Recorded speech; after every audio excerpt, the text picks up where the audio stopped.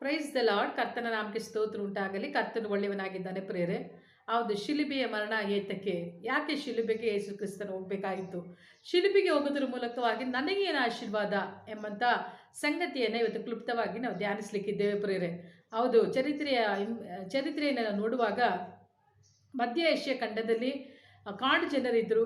ಕಾಡು ಜನರು ವೈರಿಗಳನ್ನು ಚಿತ್ರಹಿಂಸೆ ಪಡಿಸಿ ಅವ್ರನ್ನ ಮರಕ್ಕೆ ಹಾಕಿ ಅವ್ರನ್ನ ಕೊಲ್ಲುತ್ತಿದ್ದರು ಎಂಬುದಾಗಿ ನೋಡ್ತೇವೆ ಪ್ರೇರೆ. ಮರಕ್ಕೆ ತೂಗು ಹಾಕಿಸಿ ಅವರನ್ನು ಕೊಲ್ಲುತ್ತಿದ್ದರು ಪ್ರೇರೆ.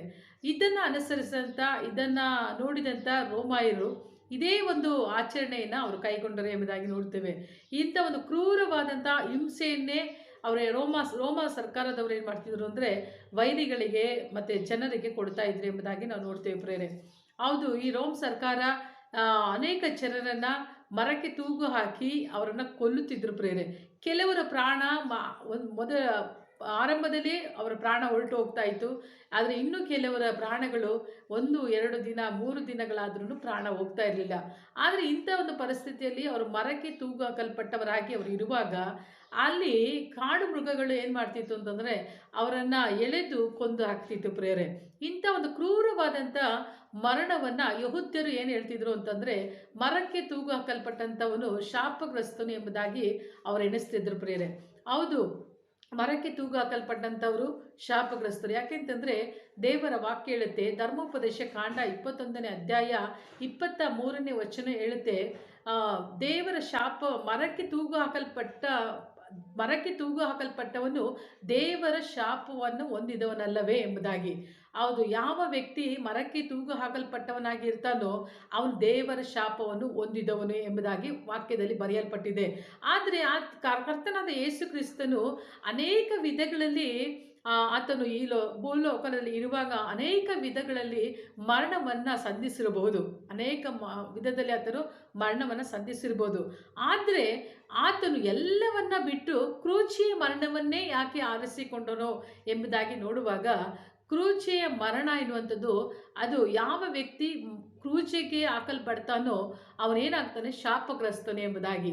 ಅದರ ದೇವರ ವಾಕ್ಯ ಹೇಳುತ್ತೆ ಪ್ರೇರೆ. ಗಲಾತ್ಯ 3:14 ಬರುವಾಗ ಕರ್ತನಾದ ಯೇಸು ಕ್ರಿಸ್ತನು, ನಾವು ವಾಕ್ಯವನ್ನು ಓದಿಕೊಳ್ಳೋಣ. ನಾವು ನೋಡ್ತೇವೆ, ಅಬ್ರಾಹ್ಮನಿಗೆ ಉಂಟಾದ ಆಶೀರ್ವಾದವು ಕ್ರಿಸ್ತ ಯೇಸುವಿನಲ್ಲಿ ಅನ್ಯ ಜನರಿಗೆ ಉಂಟಾಗುವಂತೆಯೂ ದೇವರು ವಾಗ್ದಾನ ಮಾಡಿದ ಆತ್ಮನು ನಮಗೆ ನಂಬಿಕೆ ಮೂಲಕ ದೊರಕುವಂತೆಯೂ ಕ್ರಿಸ್ತನು ನನ್ನ ನಿಮಿತ್ತ ಶಾಪವಾಗಿ ಧರ್ಮಶಾಸ್ತ್ರದಲ್ಲಿ ಹೇಳಿರುವ ಶಾಪಗಳಿಂದ ನಮ್ಮನ್ನು ಬಿಡಿಸಿದ್ದಾನೆ. ಆಮೇಲೆ ಕರ್ತನು ಧರ್ಮಶಾಸ್ತ್ರದಲ್ಲಿ ಹೇಳಿರುವಂಥ ಪ್ರಕಾರವಾಗಿ ಎಲ್ಲ ಶಾಪಗಳಿಂದ ಕರ್ತನೇನು ಮಾಡಿದ್ದಾನೆ, ನಮಗೆ ಬಿಡುಗಡೆ ಮಾಡಿದ್ದಾನೆ. ಆಮೇಲೆ ಯಾಕೆ ಯೇಸು ಕ್ರಿಸ್ತನ ಶಿಲುಬೆಗೆ ಹೋದ ಅಂತಂದರೆ ಇವತ್ತು ನಿನ್ನನ್ನು ಶಾಪದಿಂದ ಆತನು ಬಿಡುಗಡೆ ಮಾಡಲಿಕ್ಕೋಸ್ಕರವಾಗಿ. ಇವತ್ತು ಯಾವ ಶಾಪದಲ್ಲಿ ನಾವಿದ್ದರೂ ಸರಿ, ಇವತ್ತು ತಂದೆ ತಾಯಿಗಳು ನಮ್ಮ ಮೇಲೆ ಮಾತನಾಡಿರುವಂಥ ಶಾಪಗಳಾಗಿರ್ಬೋದು, ನಮ್ಮ ಒಡ ಹುಟ್ಟಿದವರು ಮಾತನಾಡಿದಂಥ ಶಾಪಗಳಾಗಿರ್ಬೋದು, ಇಲ್ಲ ನಮ್ಮ ಅಕ್ಕಪಕ್ಕದವರು ಮಾತನಾಡಿದಂಥ ಶಾಪಗಳಾಗಿರ್ಬೋದು, ಇಲ್ಲ ಪೂರ್ವಿಕರ ಶಾಪಗಳಾಗಿರ್ಬೋದು, ವಿಗ್ರಹಾರಾಧನೆಯಿಂದ ಬಂದಂಥ ಶಾಪಗಳಾಗಿರ್ಬೋದು, ಪಾಪಗಳಿಂದ ಬಂದಂಥ ಶಾಪಗಳಾಗಿರ್ಬೋದು, ಅದು ಯಾವ ಶಾಪವೇ ಆಗಿರ್ಬೋದು, ಅವೆಲ್ಲವನ್ನ ಕರ್ತನಾದ ದೇವರು ಏನು ಮಾಡಿದ್ದಾನೆ, ಆತನು ಕಲ್ವಾರಿ ಶಿಲುಬೆಯಲ್ಲಿ ಆತನು ಎಲ್ಲವನ್ನ ಒತ್ತು ತೀರಿಸಿದ್ದಾನೆ ಪ್ರೇರೆ. ಆಮೇಲೆ ಯಾಕಂತಂದರೆ ದೇವರ ವಾಕ್ಯ ಹೇಳುತ್ತೆ, ಮರಕ್ಕೆ ತೂಗು ಹಾಕಲ್ಪಟ್ಟ ಪ್ರತಿಯೊಬ್ಬನು ಆತನು ಶಾಪಗ್ರಸ್ತನೇ ಎಂಬುದಾಗಿ. ಇವತ್ತು ಆತನು ಏನಾಗಿದ್ದಾನೆ ಅಂದರೆ ನಮಗೋಸ್ಕರವಾಗಿ ಶಾಪಗ್ರಸ್ತನಾಗಿ ಮಾರಿದ್ದಾನೆ. ಹಾಗಾದರೆ ಇವತ್ತು ನಾವೇನಾಗಿದ್ದೇವೆ ಅಂತಂದರೆ ಅಬ್ರಾಹ್ಮನ ಆಶೀರ್ವಾದದಲ್ಲಿ ನಾವು ನೆಲೆ ನಿಂತಿದ್ದೇವೆ ಪ್ರೇರೆ. ಹಾಗಾದರೆ ಇವತ್ತು ಕರ್ತನ ನಮಗೆ ಏನು ಮಾಡಿದ್ದಾನೆ, ಶಾಪದಿಂದ ನಮಗೆ ಬಿಡುಗಡೆ ಮಾಡಿದ್ದಾನೆ.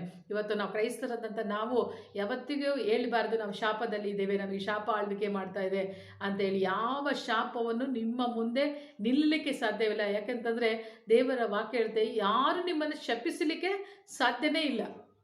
ದೇವರ ವಾಕ್ಯದಲ್ಲಿ ನೋಡ್ತೇವೆ, ಬಾಲಕನು ಬಿಳಾಮನನ್ನು ಕರೆಸ್ತಾ ಇದ್ದಾನೆ, ಕರೆಸಿ ಇಸ್ರೇಲ್ ಜನರನ್ನು ಶಪಿಸಲಿಕ್ಕೆ ಹೇಳ್ತಾನೆ.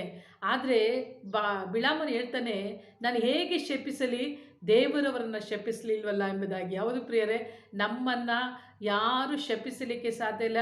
ಯಾವ ಶಾಪವು ನಮ್ಮ ಮುಂದೆ ನಿಲ್ಲಲಿಕ್ಕೆ ಸಾಧ್ಯವಿಲ್ಲ.